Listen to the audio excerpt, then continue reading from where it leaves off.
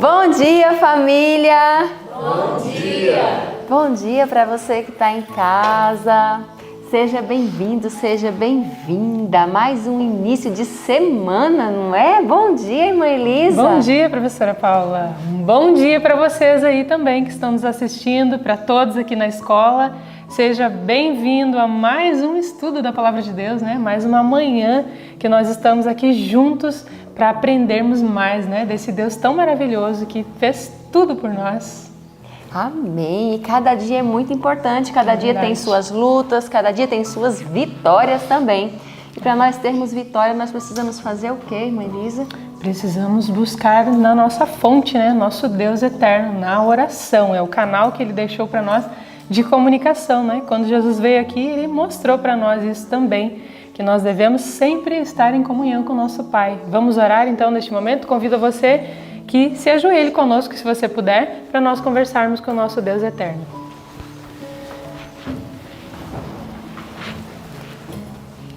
Querido Deus, amado Pai, muito obrigada, Senhor, pela oportunidade que o Senhor tem nos dado de estarmos aqui diante da Tua presença.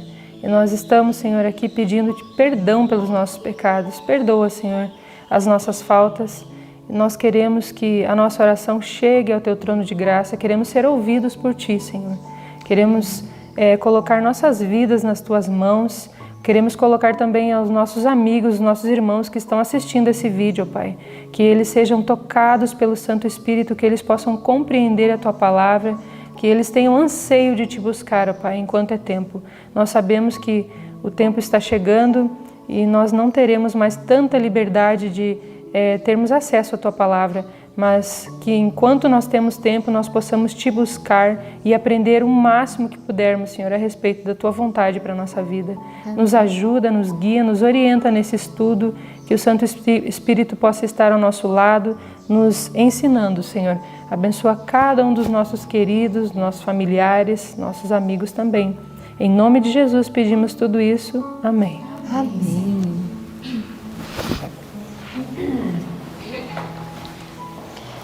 Amém. E agora nós vamos louvar ao Senhor. Você gosta de cantar? Você gosta de adorar o Senhor através dos louvores?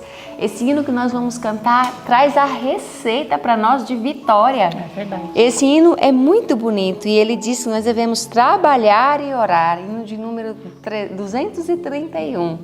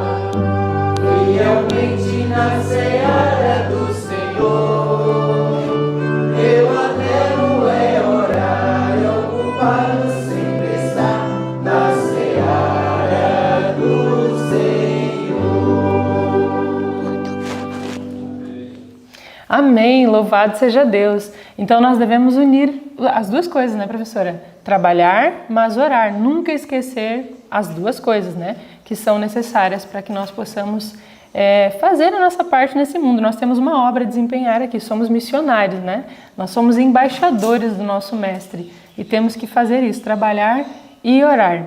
E antes de nós continuarmos, gostaria de pedir para você que compartilhe esse vídeo, compartilhe com aquelas pessoas que você ama, aquelas pessoas que você quer ver no céu, não é assim? Não somente as que você ama, mas todas as pessoas, né? Mesmo aquelas que você nem conhece, porque esse foi o trabalho que Jesus nos deu aqui, Ele amou a todos. Compartilhe o vídeo para que mais pessoas possam conhecer desse Deus maravilhoso que você está conhecendo agora, talvez, ou já conhece há algum tempo, né? Como nós, mas compartilhe. Faça a esperança chegar até outras pessoas também. E esse vídeo agora, nós estamos estudando o livro Desejado de Todas as Nações, né, Elisa? Sim. Falando especificamente sobre a vida do nosso Salvador. É muito lindo e muito importante. Maravilhoso, né?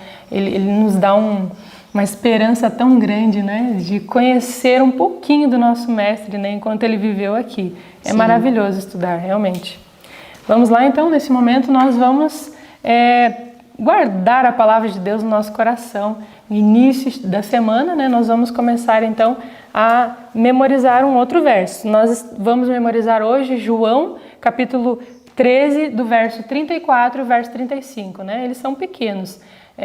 Tem algumas palavrinhas que talvez a gente deu um trava-língua, mas depois com o tempo a gente pega, né? Então vamos lá, junto conosco, vamos nos ajudar? João, então, 13, 34 e 35. Pegue lá sua Bíblia rapidinho e vamos memorizar esse verso. Mais um versinho para a gente guardar no coração. Vamos lá no 3? 1, 2, 3.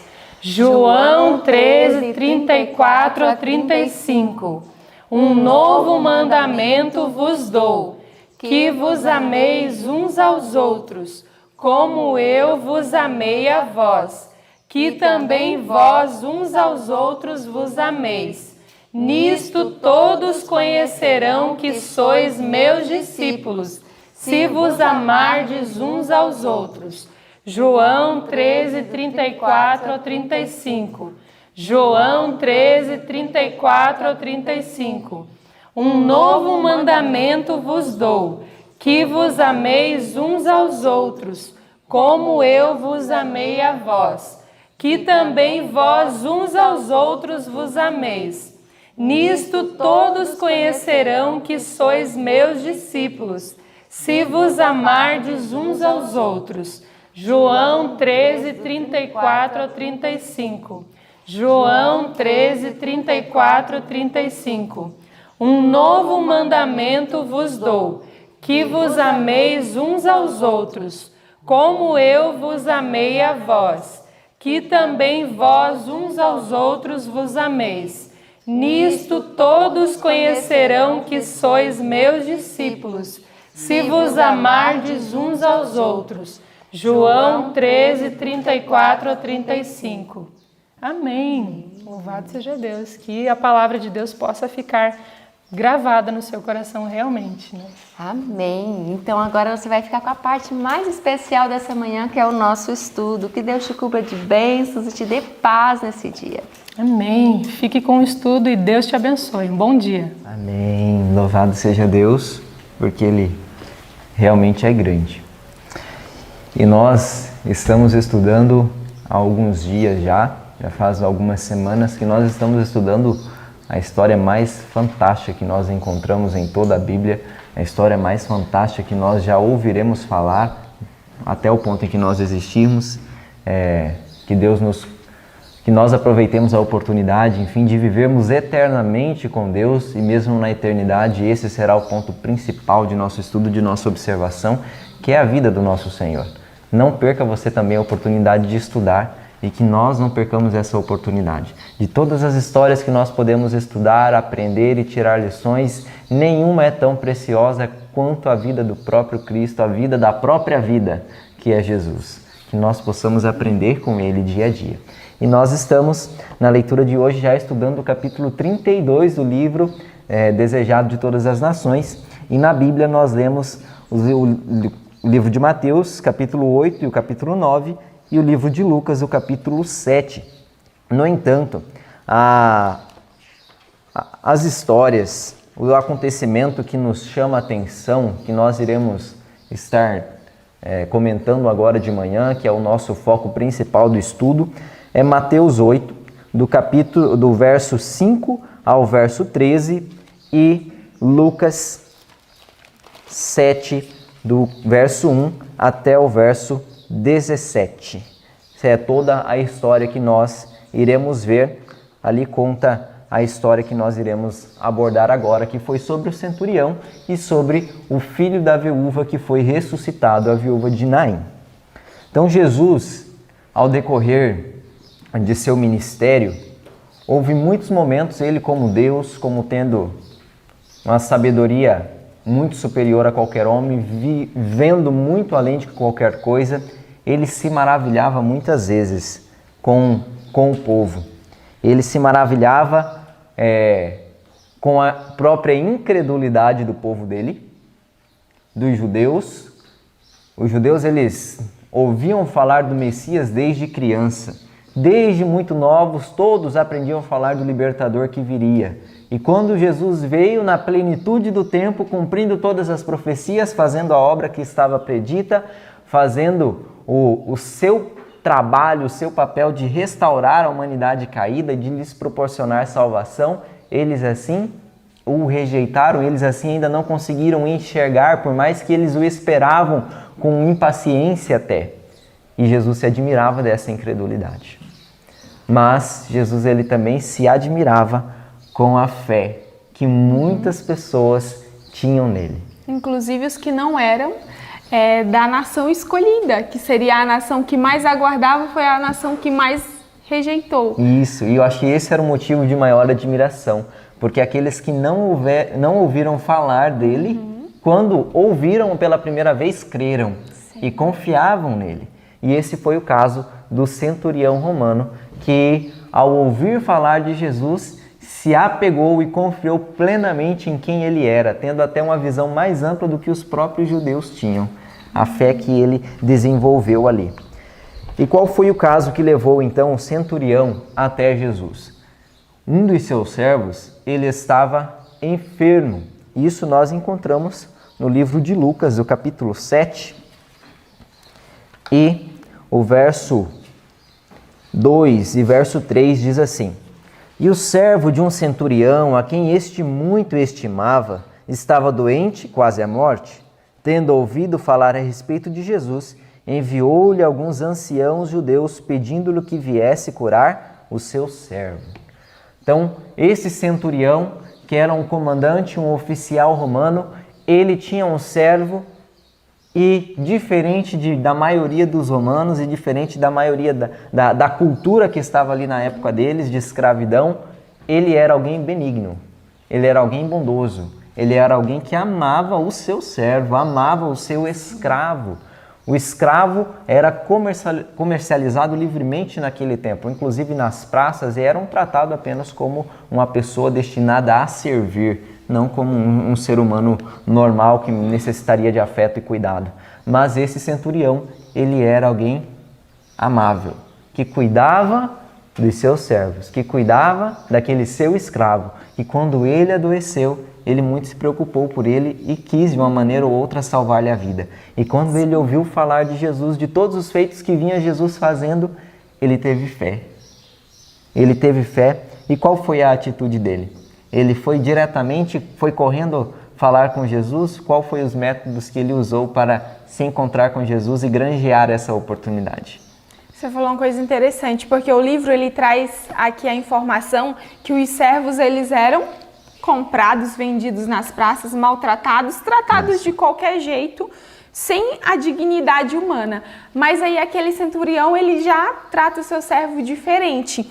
E diz aqui que ele não se sente digno de ir pessoalmente até Jesus. E ele fala assim, ele pensa, né?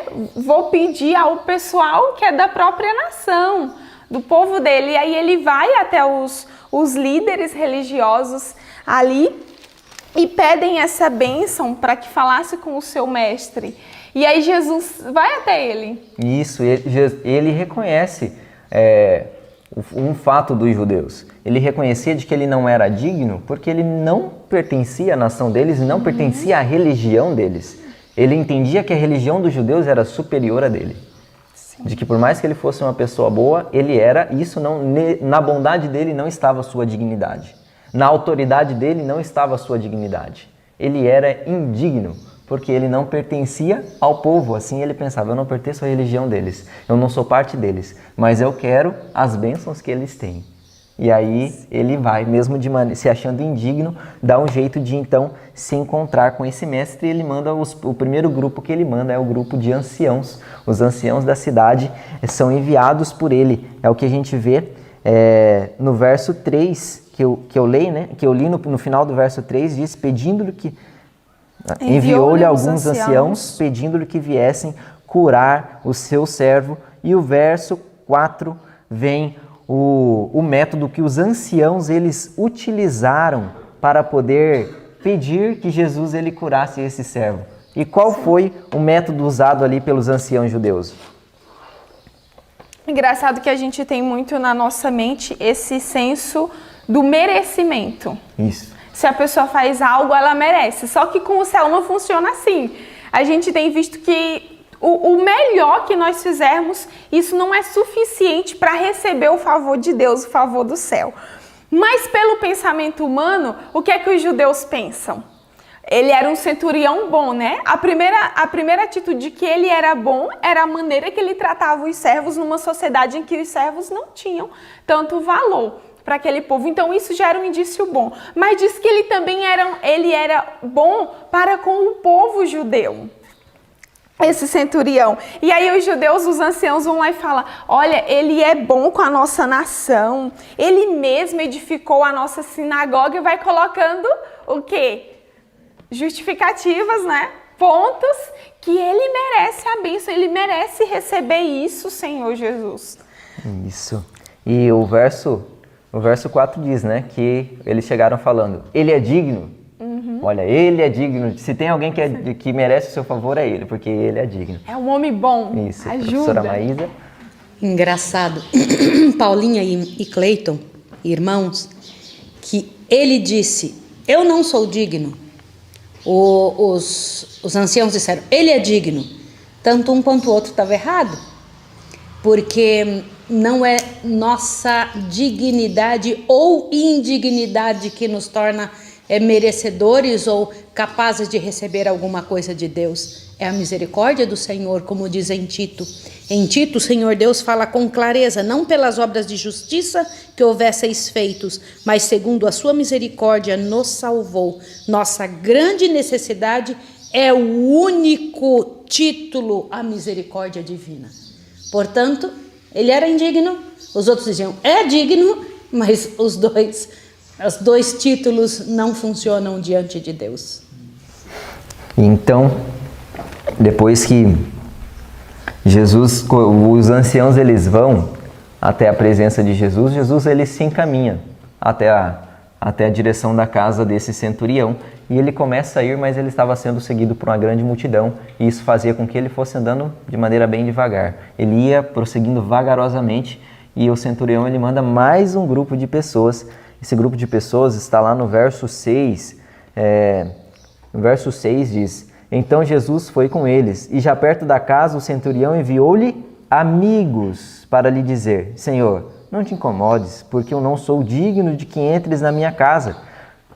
E aí ele manda um outro grupo, dizendo, como a professora Maísa bem colocou, afirmando a sua indignidade. Senhor, não precisa nem vir para minha casa. Eu não sou digno, eu não era digno nem de ir até ao Senhor e também não sou digno de que o Senhor venha até mim. E aí vem o que é fantástico, né? A respeito da fé. Mas antes de entrar nesse ponto, nós, ressaltando o que a professora Maísa colocou, de fato, o nosso crédito, o argumento que nós temos para receber alguma coisa de Deus é a nossa necessidade. Esse é o único argumento válido diante do céu. Eu necessito, eu careço, eu não mereço, não sou digno e estou precisando e eu não consigo por minhas próprias forças. E com isso o céu se compraz e atua. E o relato bíblico diz que Cristo, ele tinha compaixão. Compaixão pela miséria humana. Uma vez conversando com a professora Joana, ela falou algo tão interessante e aquilo ficou marcado, e às vezes algumas frases são associadas a algumas pessoas, e ela dizendo ali que ela achava bonito como Cristo, ele é atraído para a miséria humana. Era cada caso que Jesus pegava e era esses que ele mais tinha ali o interesse, porque é isso mesmo. Quanto mais fundo o ser humano vai no pecado, Deus, ele não vai ficar mais longe, digamos assim, né? Você pecou demais, porque é isso que Satanás faz com que a pessoa pense. Quanto mais longe você for, não tem volta. Mas Deus, ele olha assim, a misericórdia dele, a compaixão dele é tão grande que quanto maior a miséria, mais o céu está ali trabalhando, resgatando. E eu acho muito bonito que fala que o sangue de Cristo, ele purifica de todo pecado. Isso. Não é se é grande, pequeno, né? Mas o Senhor, ele se compadece mesmo, ele tem compaixão. Ele vai atrás, e isso é a única justificativa, né? O ser humano é necessitado da graça divina, da misericórdia. Isso, e quando Satanás ele vem para nos acusar, como você bem colocou, aí nós podemos dizer algo. Porque nós temos essa promessa e nós entendemos para que Cristo veio. No parágrafo que começa, é assim que todo pecador se deve aproximar de Cristo. Não pelas obras de justiça que houvéssemos feito, mas segundo a sua misericórdia nos salvou. Quando Satanás vos diz que sois pecadores e não podeis esperar receber bênçãos de Deus, dizei-lhe que Cristo veio ao mundo para salvar pecadores. Nada temos que nos recomende a Deus, mas a justificação em que podemos insistir agora e sempre é nossa condição de completo desamparo, o qual torna uma necessidade seu poder redentor. Renunciando toda confiança própria, podemos olhar a cruz do Calvário e dizer: o preço do resgate eu não tenho, a tua cruz prostrado me sustenho. Amém. O preço do resgate nós não possuímos. E por isso nós nos apegamos a Deus, porque Ele provê toda a nossa necessidade, toda a nossa indignidade. E o centurião, então, ele dá a prova de fé que fez com que Cristo ele ficasse maravilhado com a resposta dele, com a fé que ele tinha. Eu acho interessante, porque lendo esse relato do centurião, a gente lembra de uma outra história, que é a da mulher cananeia. Isso. Ela vê que ela não pertence ao povo ali de Deus, mas a fé dela também admira Jesus. E é tão bonito que Cristo ele se admirava da incredulidade, mas a admiração que eu acredito que enche o céu de alegria é uma fé grande, né? É se apegar ao mestre, e aquele centurião, ele fez isso. Ele creu de todo o coração. E que bonitas palavras que ele disse, né? No verso 7, a partir do verso 7, verso 8, diz: por isso eu mesmo não me julguei digno de ir ter contigo. Porém manda com uma palavra e o meu rapaz será curado. Porque também eu sou homem sujeito à autoridade e tenho soldados às minhas ordens. E digo a este vai, e ele vai. E a outro vem, e ele vem. E ao meu servo faz isto, e ele o faz. Ouvida estas palavras, admirou-se Jesus dele. E voltando para o povo que acompanhava, disse: afirmo-vos que nem mesmo em Israel achei fé como esta. E que bonito, que profundo nós pensarmos no que esse centurião disse a Jesus. Olha só no que estava baseada a confiança desse centurião, na experiência dele. Ele sabia que, como sendo alguém superior, que tinha autoridade e que outros obedeciam, ele sabia que Jesus ele era superior a todos. E o que ele ordenasse seria executado. Tem um parágrafo aqui que eu achei muito interessante, que fala justamente isso. Vocês podem acompanhar aqui na igreja também. É o parágrafo que começa dizendo: Jesus partiu imediatamente. Aqui no livro, nessa edição capa dura, está na página 316. Ali mais para o final da página, diz assim: como eu apresento o poder de Roma e meus soldados reconhecem minha autoridade como suprema, aí o centurião ele faz a comparação, né? Assim, Jesus, tu representas o poder do infinito Deus e todas as coisas criadas obedecem à tua palavra. Podes ordenar a doença que saia e ela te obedecerá. Pode chamar teus mensageiros celestiais e comunicarão virtude vivificadora. Fala tão somente uma palavra. E o que é que vai acontecer com o servo? Meu criado sarará.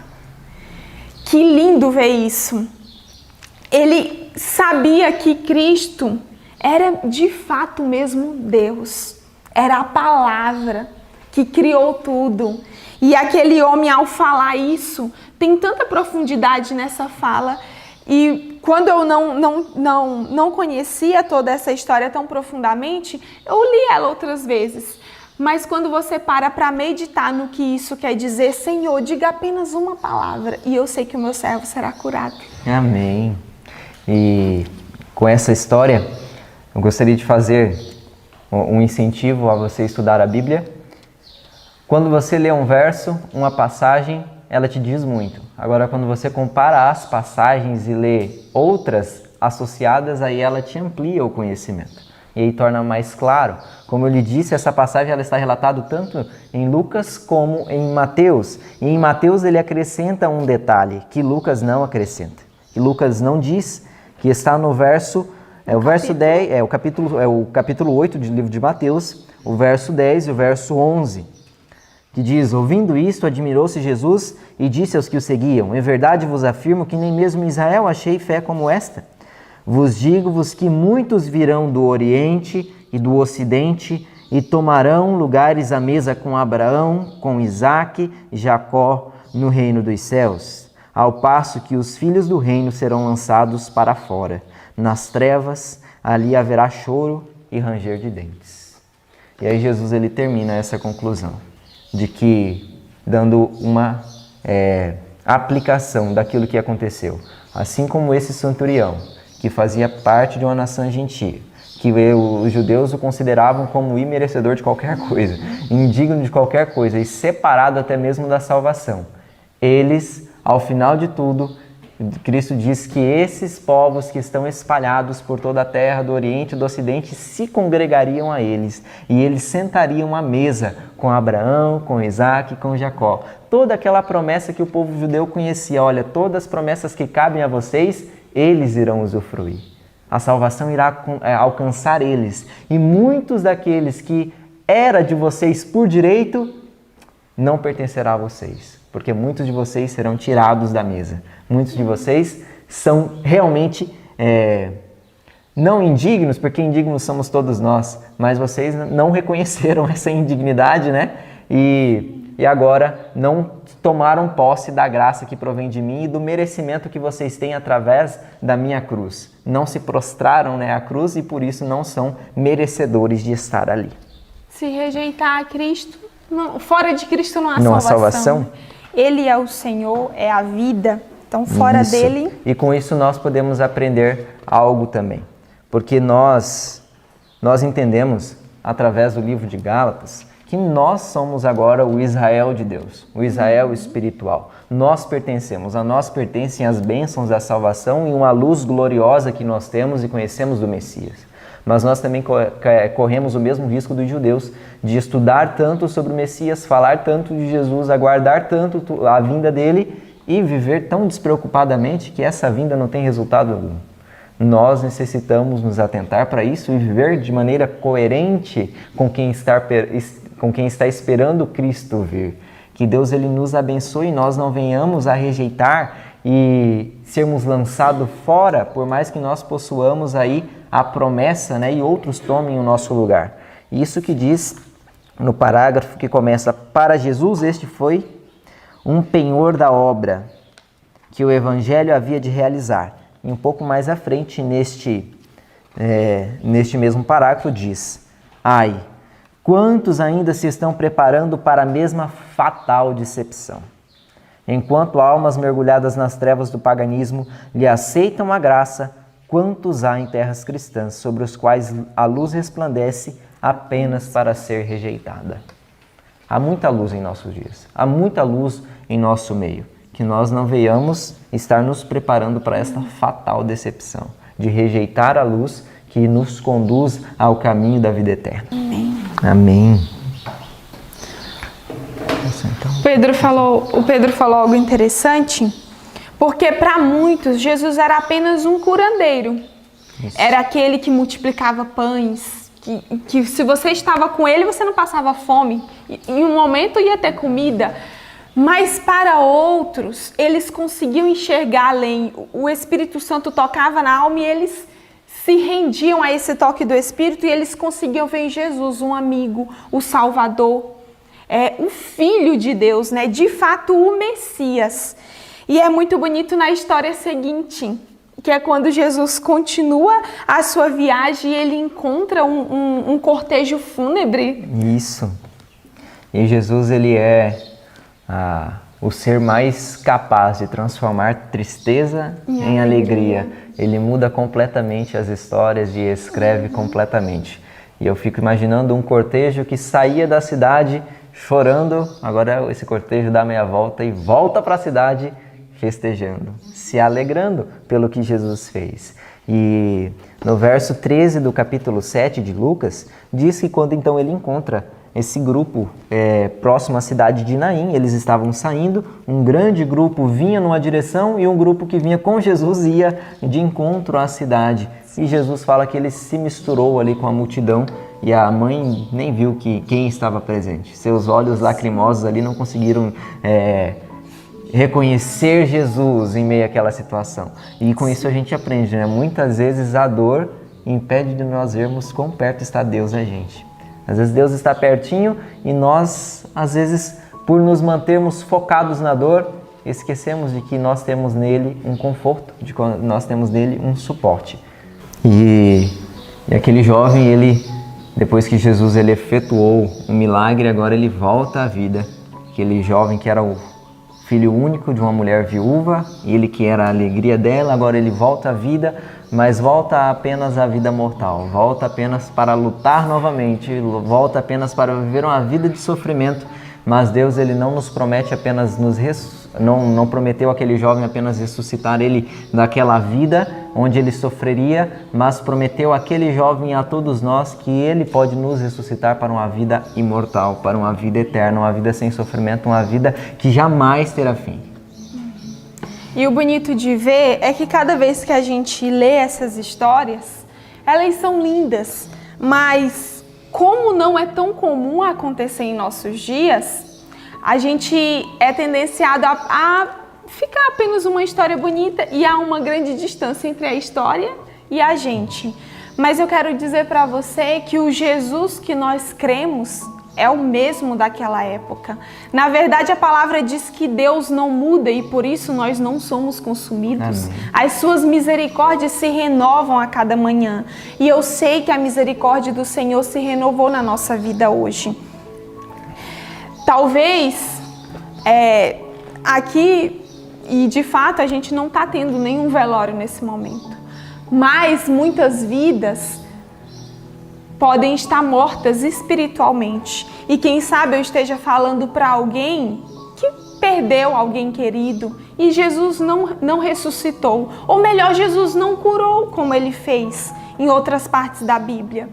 Mas eu queria que você, em meio à dor, pensasse que o Senhor tem algo maior. Aquele jovem, ele foi a alegria para a mãe dele durante um tempo. Mas assim como é natural da vida humana, um dia morreremos. E aquele jovem novamente morreu. Mas o Senhor Jesus quer nos dar algo que a morte não pode tirar. Que é a vida imortal, a vida para sempre. Isso só Cristo pode dar. Por isso eu te falo, mesmo que você esteja em dor, quem sabe você esteja passando por um momento de luto. E nós estamos vivendo num período muito difícil. Mas que você creia em meio à dor, que Jesus é o mesmo Salvador vivo, que a palavra dele faz nascer esperança no nosso coração. A palavra de Deus traz vida à alma. Se em algum momento a gente se sentiu mortos espiritualmente, o Senhor pode nos trazer a vida, pode renovar as nossas esperanças e pode curar todas as áreas da nossa vida. Por isso eu convido você que está aí do outro lado a orar. Nós vamos nos ajoelhar nesse momento.